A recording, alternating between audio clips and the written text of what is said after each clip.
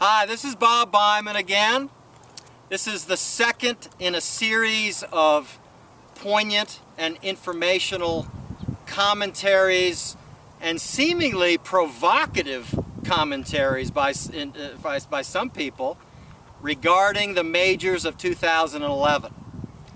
Now here we have Rory McIlroy running away with the U.S. Open in absolutely superb form. As I told you, this kid has the opportunity to be an iconic player.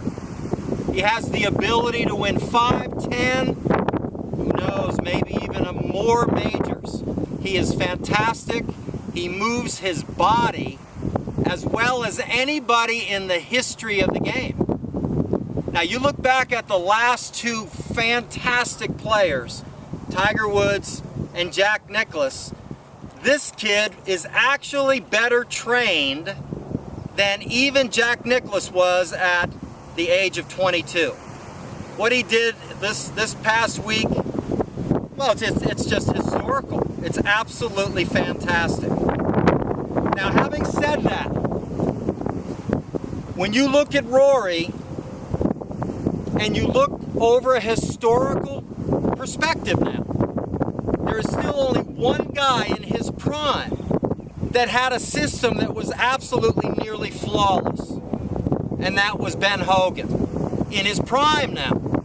Now that took him, nobody was teaching him, so it took him until he was in his late 30s and that followed into his early 40s, even through a major accident, okay? So during that period it was nearly flawless. So as guys develop over time, they have the honor and the privilege to continue on with the information that came before them. Now, Rory was given tremendous information. I mean, even his body movement relative to the Masters, which was superior, is even better now than it was then. This is only 2 months later. Incredible.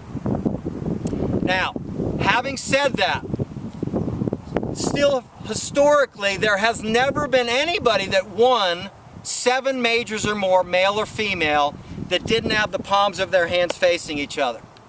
Now Rory's right hand is absolutely pure, fantastic. His left hand's a little bit strong. Now that only came out a few times this week. And really the only time that he wasn't able to recover from it was on the second round, the 18th hole. He hooked it off the tee, hooked his second shot, and he made a double bogey.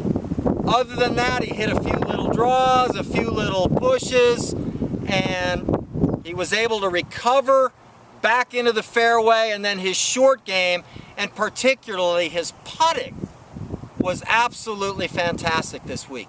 He has made an adjustment in his putting since the Masters.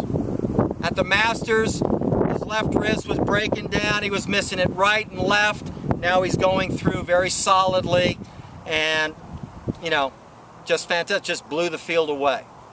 Now, for you guys that are really interested in watching the development of this young man, this potentially iconic player, and you watch his development, it is fundamental, and how he matures as an individual, how his strategy and his management continue to improve over time. I see only really one thing that varies in his swing that affects potentially some other things that impact or other ways. For sure the grip, and these two things are related. If you watch him from behind and you look right in here, and you watch him go away, when he makes his best swings, the distance in between the butt end of the club and his body maintains itself, and it actually goes a little bit to the inside. Now, all great players have done that, every friggin' one, all of them. His tendency is to go out that way just a little bit. The club gets a little bit on the outside. Earlier this year, he was complaining of coming over the top a little bit on the outside, and he was starting to pull the ball. So his answer to that was to swing it actually a little bit flatter and more to the inside, a little more in there. Okay? but there's still a little bit of variance in that part of the swing. You watch it now. Now, his body moves so darn good, particularly a week like today, this week. I mean, wow. He can recover. He has such beautiful centrifugal force, and he creates inertia so well, it's able to suck the club back into place a high percentage of the time. But you watch over the years, as his chemistry changes, as his hormone changes, maybe a little more stiffness here and there, and he loses his agility just a little bit over time. You'll see those improvements. A little tweak. I'm talking 1/4 of an inch, 3/8 of an inch with his left hand. And you'll see him manage that thing going away. Now if you watch the telecast on Sunday and you go back and watch this again, watch the swing he made off a 9T. That was Purina dog chow. I mean, it was just fantastic. Just pure. He absolutely fantastic. He hit up the left side of the fairway. Fantastic. Okay, so look, I have had so many wonderful comments regarding my YouTube video that I did regarding Rory at the Masters. Some people have seen this young man play, and they notice the same things.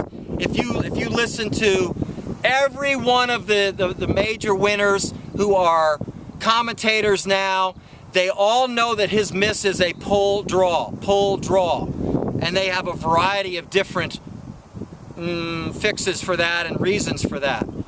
I believe that is relative, most basically relative to his grip, and he will make that adjustment over time.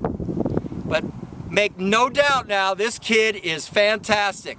Once in a generation, about once every 15 to 20 years, somebody comes along and dominates the sport again. He has that opportunity to do that. So the king is dead, the king is dead. Long live the king. Enjoy, and good golf to you.